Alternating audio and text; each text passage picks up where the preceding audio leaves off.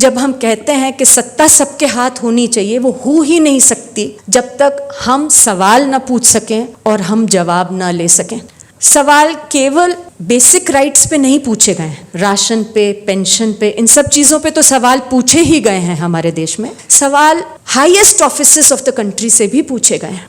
सवाल पूछे गए हैं एनवायरनमेंट के मुद्दों को लेकर, ट्राइबल राइट्स के मुद्दों को लेकर, दलित राइट्स के मुद्दों को लेकर। I can not think of any movement in this country, any progressive movement that has not asked questions, sought the records and then taken their struggle forward. सवाल पूछे गए हैं हमारे सुप्रीम कोर्ट के जजेस की एसेट्स और लायबिलिटीज के बारे में। सवाल पूछे गए हैं हमारे मंत्रियों की एजुकेशनल क्वालिफिकेशंस के बारे में। सवाल पूछे गए हैं हमारे देश में जो पार्टियां हैं उनके पास पैसा कहां से आता है और वो कैसे पैसा खर्च करती हैं, उसके बारे में सवाल पूछे गए हैं।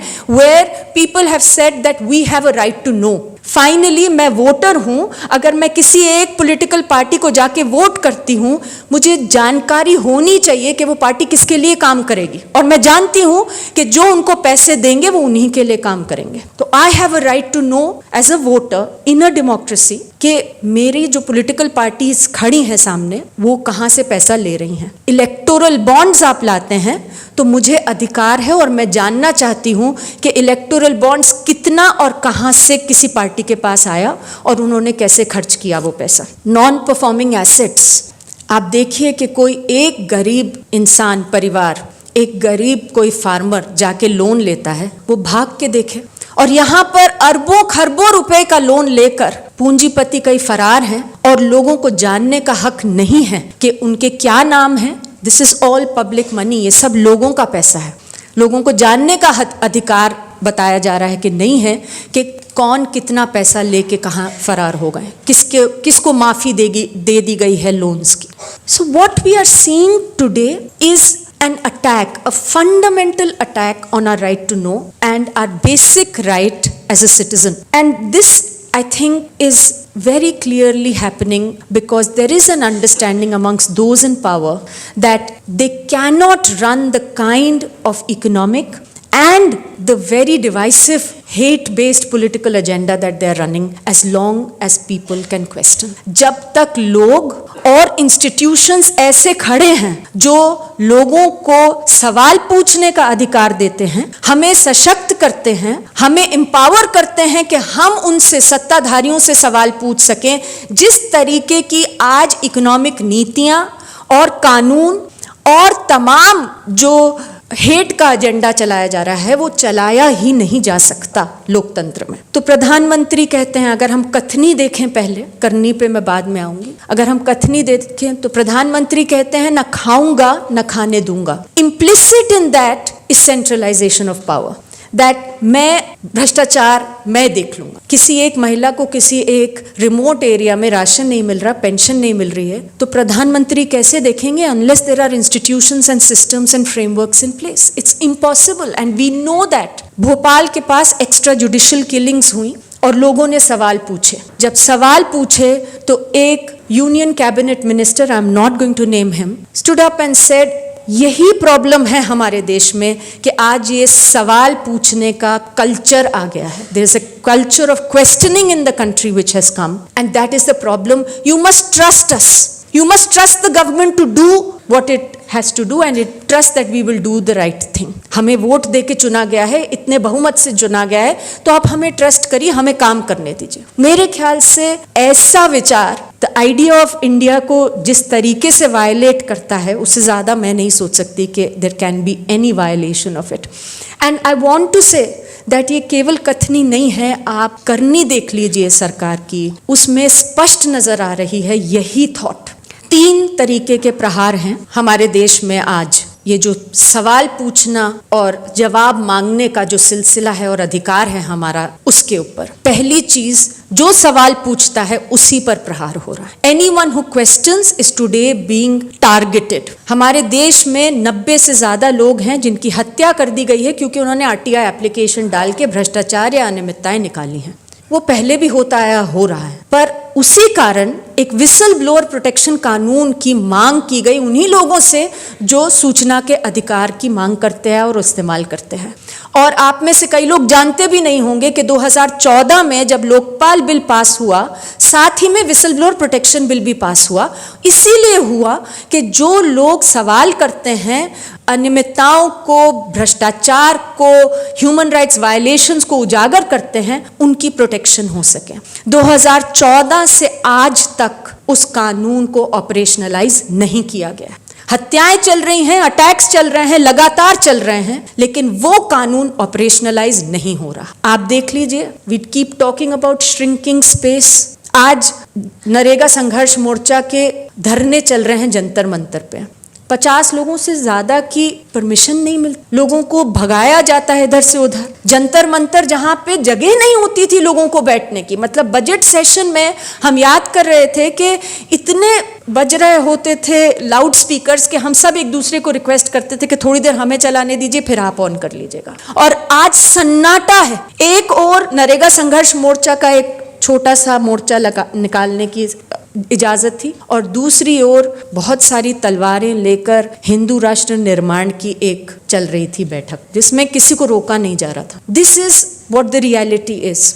और जो सवाल पूछ रहे हैं वो सब जान रहे हैं कि हम आज सवाल पूछ रहे हैं, कल हमें एंटी नेशनल भी बोला जाएगा, हमें सेडिशियस भी बोला जाएगा, हमारे ऊपर मुकदमे भी होंगे, ईडी के रेड्स भी होंगे, सीबीआई के भी अजीब अजीब हर रोज नए नए केसेस होंगे, और साथ ही में हमें यूएपीए जैसे कानूनों में अंदर भी बंद किया जाएगा। There is a direct attack on anyone who dares to question today. दूसरी चीज, institutions of accountability, ऐसे संस्थाएं जिनसे हमें मालूम है कि अगर हमारे अधिकारों का हनन हो रहा है, उनका काम है कि वो हमारे अधिकारों को बचाएं। ऐसे तमाम संस्थाओं के ऊपर अटैक है। और क्योंकि मैं पारदर्शिता के से और जवाबदेही से लिमिटेड बातें कर रही हूं, तो जुडिशरी की मैं बात अभी नहीं करूंगी। आप इंफॉर्मेशन कमीशन देख लीजिए। The Central Information Commission, it's a record. 2014 मई से not a single information commissioner has been appointed to the Central Information Commissioner till people have approached the courts. जितनी बार वैकेंसीज आ रही हैं, रूटीन वैकेंसीज हैं central information commission में, लेकिन किसी की नियुक्ति नहीं होती। इंतजार होता है कि लोग जाएं और उच्चतम न्यायालय तक जाएं और फिर हम करेंगे अगर करना होगा तो। और ये किसी एक इंस्टीट्यूशन का हाल नहीं है। जितने भी इंस्टीट्यूशंस हैं जिनका काम है सरकार पे निगरानी रखना, उसकी सत्ता जो हमारे संविधान में जिसकी कल्पना की गई है वो उसके बियॉन्ड ना जा सके, उसको उसमें सीमित रखना दायरे में, उन सब को तहस नहस किया जा रहा है। हम सब यहाँ पर जो बैठे हैं, किसी ना किसी तरीके से लोकपाल से भी हमने मांग रखी थी। लोकपाल कानून भी आया। The current government the party came to power on the plank of anti corruption, ये कहते हुए कि हम तो अब लोकपाल ले आएंगे और देश की सूरत बदल देंगे और भ्रष्टाचार मुक्त भारत बना देंगे। 2014 में कानून पास हुआ, 2019 तक किसी एक लोकपाल की नियुक्ति नहीं हुई। Despite the Supreme Court saying कि आप करिए, despite the Supreme Court then finally saying you're in contempt of court, नियुक्ति नहीं हुई जब तक नेक्स्ट इलेक्शन नहीं हुआ, जिसमें हड़बड़ी में गवर्नमेंट का ही एक प्रिडोमिनेंट पैनल बना और उन्होंने ही 10 के 10 जितने भी लोकपाल थे फटाफट नियुक्त कर दिया कि अब कहीं ऐसा ना हो कि सत्ता हमारे हाथ से चली जाए और कोई और आ जाए। This is what is happening to the institutions in our country. And finally laws, जितने कानून हैं सब पे प्रहार है जो हमें सशक्त करते हैं, to help us realise our place in what we call India.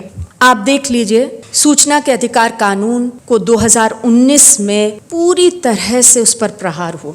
कानून में लिखा है कि जो इंफॉर्मेशन कमीशन है उन्हें अपना काम सशक्त रूप से, स्वतंत्र रूप से करना होगा, क्योंकि उनका काम है, अगर मेरे वायलेशन हो रही है सूचना के अधिकार की तो मैं जाके इंफॉर्मेशन कमीशन में कहूंगी। उनके पास पावर्स हैं to direct the government to give information even if the government doesn't want to give that information.